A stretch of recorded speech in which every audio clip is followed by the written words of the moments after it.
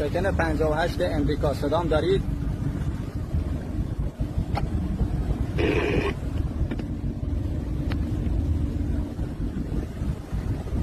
ناوشکن 58 امریکا صدام دارید؟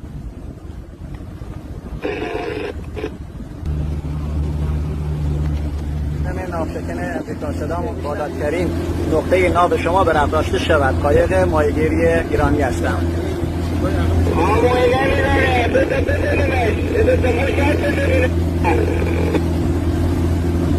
الان مسیر سکوی اصلیوی در حال حرکت، پرچم ایران هم نصب نکرده.